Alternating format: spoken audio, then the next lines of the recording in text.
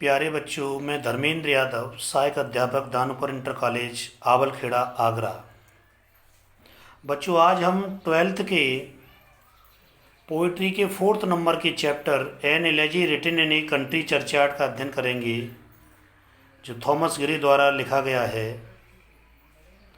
कवि Thomas Gray का जन्म 1716 में हुआ था और इनकी मृत्यु 1771 में हुई थी। और ये चैप्टर जो लिखा गया था in from an elegy written a country churchyard, ये 1750 में लिखा गया था और ये 1751 में प्रकाशित किया गया था। इसमें कवि एक कब्रिस्तान में बैठा हुआ है, और जब एक कब्रिस्तान में बैठा हुआ है और वहाँ खड़ा हुआ है, कवि कब्रिस्तान में खड़ा हुआ है और कब्रिस्तान में उसके सामने तमाम कब्रें बनी हुई हैं। उसके सामने तमाम निर्धन और अज्ञात व्यक्तियों की जहाँ कब्रें बनी हैं। निर्धनता और अभाव के कारण इन व्यक्तियों की प्रतिभा सदैव दबी रही। वो अपने जीवन में कोई महत्वपूर्ण कार्य नहीं कर पाए और महत्वपूर्ण कार्य न करने का एक कारण यही था कि वो अभावों से हमेशा जो है पीड़ित बने रहे। तो ऐसे लोगों के प्रति कवि ने अपनी संवेदना को प्रकट किया है। देखिए, कवि एक कब्रिस्तान में जब खड़ा हुआ है, तब देखिए वहाँ जो है इन लाइनों का उसने किस तरीके से लाइनें कवि थॉमस ग्रे द्वारा लिखी गई हैं। कवि थॉमस ग्रे देखिए क्या लिखते हैं। मंदिर में जब हम जाते हैं, चाहे सुबह जाएं या शाम को जाएं, तो जब पूजा अर्चना होती है और पूजा के समय जो घंटी बजाई जाती है, ऐसे ही गिरजाघर में भी घंटियों की ध्वनि आती है। ऐसे ही जो है उसमें पूजा का समय है, संध्या का समय है, और संध्या के समय में कवि कि कब्रिस्तान के बगल में जब पूजा का जो गिरजाघर थोड़ा बना हुआ था, उस गिरजाघर में जब पूजा होती है तो उसकी घंटियों की ध्वनि उसके कानों में पड़ती है। देखिए कवि क्या कह रहे हैं। The curfew toll of the knell of the parting day, the lowing heard wind slowly over the lea, the ploughman homewards plods his weary way, and leaves the world to darkness and to me. कवि कह रहे हैं the curfew tolls, curfew कहते हैं संध्या के समय बजने वाली घंटी, टॉल्स कहते हैं बजती है, नील कहते हैं घंटी की ध्वनि या आवाज़, पार्टिंग डे कहते हैं दिन का समाप्त हो जाना,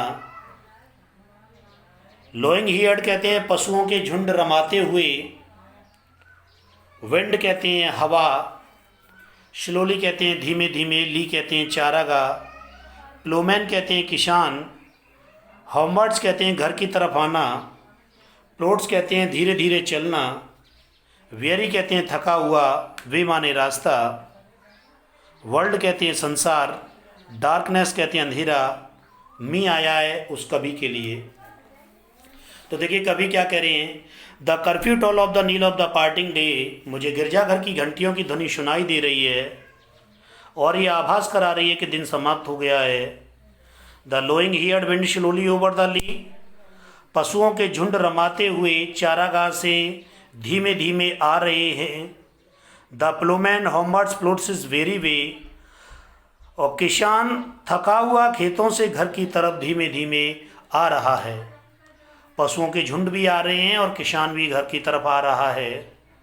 आगे देखिए कवि कह रहे हैं and leaves the world to darkness and to me, कवि कह रहा है उस जगह पर, जिस जगह पर कवि खड़ा हुआ है कब्रिस्तान में, कवि कह रहा है कि कब्रिस्तान में मेरे और अंधकार के अलावा कोई भी उपस्थित नहीं है। वर्ल्ड माने संसार होता है, लेकिन ये वर्ल्ड जो है उस जगह के लिए आया है जिस जगह पर कवि खड़ा हुआ है। एक बार इन लाइनों का फिर हम अध्ययन करेंगे। The curfew toll of the knell of the parting day, मुझे गिरजाघर की घंटियों की ध्वनि सुनाई दे रही है और यह आभास करा रही है कि दिन समाप्त हो गया है। The lowing herd wind slowly over the lea, पशुओं के झुंड रमाते हुए चारागाह से घर की तरफ आ रहे हैं। The ploughman homewards plods his weary way, और थका हुआ किसान भी खेतों से घर की तरफ आ रहा है। And leaves the world to darkness and to me, कवि कह रहा है मेरे और अंधकार के अलावा उस जगह पर कोई भी उपस्थित नहीं है। आगे हम दूसरे पैरा का अध्ययन करेंगे। देखिए दूसरे पैरा में कवि थॉमस ग्रे क्या बता रहे हैं। Beneath those rough deal that uterus said, beneath कहते हैं नीचे, रफ्ड कहते हैं भद्दे, ईल में एक वृक्ष होता है। दैट यूट्रिस सेड, यूट्रिस कहते हैं सदाबहारी वृक्ष, सेड कहते हैं छाया। Where heaps the turf in many modern heap, each is narrow shell for the ever laid, the rude forefathers of the hamlet sleep. देखिए हीप्स कहते हैं उठती हैं, टर्फ कहते हैं सूखी घास, मॉडर्न कहते हैं मिट्टी की का के झरते हुए, अर्थात मिट्टी की जो कब्रें बनी हुई हैं उन कब्रों से मिट्टी का झरना धीमे धीमे। हीप्स कहते हैं मिट्टी के जो ढेर बने हुए हैं। शैल कहते हैं छोटी छोटी कब्रें। लेड कहते हैं जहाँ दफनाए गए हैं। फोर फादर कहते हैं पूर्वज। और नैरो शेल कहते हैं छोटी या तंग। और हेमलेट कहते हैं जो हमेशा के लिए, जहाँ हमेशा के लिए। देखिए बैंद दोज रफ्ड इल्म के भद्दे वृक्ष के नीचे, दैट यू ट्री सेट सदाबहारी वृक्ष की छाया के नीचे। Where heaps the turf in many modern heap, each is narrow shell for the ever laid. जिन पर सूखी घास उगी हुई है, जिन कब्रों पर जो है सूखी घास उगी हुई है, ये कब्रें मिट्टी का ढेर लगती हैं। ये छोटी छोटी कब्रें हैं वो मिट्टी का जो है ढेर लगती हैं। The no more shall dues them from their lowly bed. और इन कब्रों में उन गांव वालों के पूर्वज हमेशा के लिए दफनाए गए हैं, या हमेशा के लिए सोए हुए से मतलब है हमेशा के लिए दफन कर दिए गए हैं। एक बार हम इस पैरा का लाइन का अर्थ फिर देखेंगे। बैंद दोज रफ्ड इल्म, इल्म के भद्दे वृक्ष के नीचे। दैट यू ट्री सेट सदाबहारी वृक्ष की छाया के नीचे। Where heaps the turf in many modern heap, each is narrow shell for the ever late. उन कब्रों पर जो सूखी घास उगी हुई है और जो मिट्टी के ढेर हैं, वो जो कब्रें बनी हुई हैं वो मिट्टी के ढेर प्रतीत होते हैं। और उन ढेरों में उन गांव वालों के पूर्वज हमेशा के लिए सोए हुए हैं। आगे देखिए, आगे के पैरा में देखिए कवि थॉमस ग्रे क्या बता रहे हैं। The breezy call of the incense breathing morn, the swallow twittering from the star built shed, the cock's shrill clarion और the echoing horn no more shall rouse them from their lowly bed. Breezy कहते हैं प्रातःकाल, सुबह को चलने वाली ठंडी हवा। इंसेंस कहते हैं सुगंधित। ब्रीथिंग कहते हैं सांस लेना या हवा का बहना या हवा का चलना। स्वेलो कहते हैं अबाबिल, अबाबिल एक पक्षी का नाम होता है। टोटरिंग कहते हैं चहचहाना। स्टार बुल्ट सेड कहते हैं सूखे तिनके से बना घोंसला। द कॉक्स सायरन क्लोरिन मुर्गे की तेज बांग। एंथोइंग हॉर्न कहते हैं शिकारी का बिगुल। रूज कहते हैं जगाना। लोली बेड कहते हैं जो कब्रें जो बनी हुई हैं। अब देखिए इसका विस्तार से अर्थ देखते हैं। The breezy call the incense of the breathing morn, चाहे सुबह को चलने वाली ठंडी सुगंधित मधुर हवा हो। The swallow is twittering from the star built shed, चाहे अबाबिल चिड़िया का अपने सूखे तिनके से बने घोंसले से चहचहाना हो। द कॉक्स सायरन क्लोरिन, चाहे मुर्गे की तेज बांग हो। और द एंचोइंग हॉर्न, चाहे शिकारी का बिगुल हो। No more shall dues them from their lowly bed, ये ऊपर वाली सभी चीज़ें उन गांव वालों को अपने बिस्तर से अपनी कब्रों से कभी उठा नहीं सकती। एक बार इस पैरा का फिर देखेंगे अर्थ। The breezy call of the incense breathing morn, चाहे सुबह को चलने वाली ठंडी सुगंधित मधुर हवा हो। The swallow twittering from the star built shed, swallow twittering कहते हैं अबाबिल चिड़िया का चहचहाना। और स्टार बुल्ट सेड कहते हैं सूखे तिनके से बना घोंसला। चाहे अबाबिल चिड़िया का अपने सूखे तिनके से बने घोंसले से चहचहाना हो। द कॉक्स सायरन क्लोरिन, चाहे मुर्गे की तेज बांग हो। और द एंथोइंग हॉर्न, चाहे शिकारी का बिगुल हो। और no more shall use them from their lowly bed, ये ऊपर वाली सभी चीज़ें उन गांव वालों को, उन पूर्वजों को अपनी कब्रों से कभी उठा नहीं सकती। नीचे के पैरा बहुत ज़्यादा ऊपर के तीनों पैराओं से और ज़्यादा इम्पोर्टेंट पैरा हैं नीचे के दोनों पैरे। और लेट नॉट एम्बिशन वाला तो कई बार बोर्ड के एग्जाम में आ भी चुका है। देखिए आगे के पैरे में कभी क्या बता रहे हैं Thomas Gray. Let not ambition move their useful toil, their homely joy and the destiny observe, और nor grander here with the disdainful smile, the short and the simple analyze of the poor। Ambition कहते हैं महत्वाकांक्षा, महत्वाकांक्षा से मतलब या महत्वाकांक्षी लोगों से, मोक कहते हैं मजाक उड़ाना या उपहास करना, टॉल कहते हैं,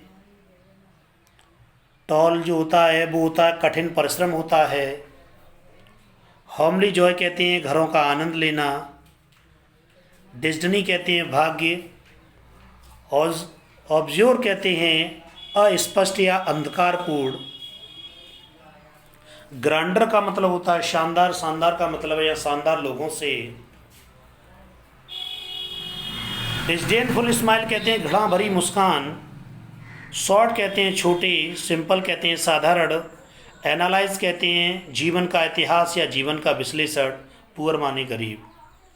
तो देखिए इन लाइनों का अर्थ देखेंगे। Let not ambition move their useful toil, their homely joy and the destiny observe. महत्वाकांक्षी लोगों को इन गरीब लोगों के घरों का और उनके अंधकारपूर्ण दुर्भाग्य का मजाक नहीं उड़ाना चाहिए, उपहास नहीं करना चाहिए। एक बार फिर देख लीजिए। Let not ambition move their useful toil, their homely joys and the destiny observe. महत्वाकांक्षी लोगों को इन गरीब लोगों के घरों तथा उनके अंधकारपूर्ण भाग्य का उपहास नहीं करना चाहिए। Nor grandeur hear with the disdainful smile, the short and the simple annals poor. और शानदार लोगों को इन गरीब लोगों के छोटे तथा साधारण जीवन के इतिहास को घृणा भरी मुस्कान से नहीं देखना चाहिए। Nor grandeur hear with the disdainful smile, the short and the simple annals poor. शानदार लोगों को इन गरीब लोगों के छोटे तथा साधारण जीवन के इतिहास को घृणा भरी मुस्कान से नहीं देखना चाहिए। कवि ने बहुत ही शानदार बात कही है और आगे के पैरा में कवि ने इस पैरा से भी बहुत ही शानदार आगे के पैरा में और बेहतरीन बात कही है कवि थॉमस ग्रे के द्वारा। The boast of the heraldry, उच्च परिवार में जन्म लेने की सेखी मारने वाले लोग, the boast of the heraldry, उच्च परिवार में जन्म लेने का जो अभिमान करते हैं, जो घमंड करते हैं। The pump of the power, जो शक्ति पे अभिमान करते हैं। एंड ऑल दैट ब्यूटी, जो सुंदरता पे अभिमान करते हैं। ऑल दैट वेल्थ, और जो धन पर अभिमान करते हैं। Ever gave awaits like the inevitable hour, inevitable hour कहते हैं, इन्वेंटेबल एवर्ड्स कहते हैं प्रतीक्षा करना, और इन्वेंटेबल हावर कहते हैं मृत्यु के समय जिसको टाला न जा सके, मृत्यु का जो समय जिसको टाला न जा सके। ग्लोरी पाथ कहते हैं, रास्ते ग्लोरी कहते हैं, यस, और ग्रेव कहते हैं कब्रें। तो उच्च परिवार, the boast of the heraldry, उच्च परिवार में जन्म लेने की सेखी मारने वाले लोग। The pump of the power, अपनी शक्ति पर अभिमान करने वाले लोग। एंड ऑल दैट ब्यूटी, अपनी सुंदरता पर अभिमान करने वाले लोग। ऑल दैट वेल्थ, और अपने धन पर अभिमान करने वाले लोग। Ever gave awaits like the inevitable hour, इन सभी लोगों का मृत्यु बड़ी उत्सुकता से इंतजार करती है। The path of the glory but to the grave, वैभव के रास्ते भी कब्र की ओर ही जाते हैं, ऐसा कवि थॉमस ग्रे ने बताया है। चाहे कोई व्यक्ति कितना भी शक्तिशाली हो जाए, कितने भी उच्च परिवार में जन्म ले ले, कितना भी सुंदर हो, कितना भी धनवान हो, लेकिन एक न एक दिन मृत्यु सभी लोगों को अवश्य आनी है, ऐसा कवि ने अपनी इन लाइनों में बताया है। और ये कवि के माध्यम से जो कहा गया है वो यथार्थ सत्य है। Thank you.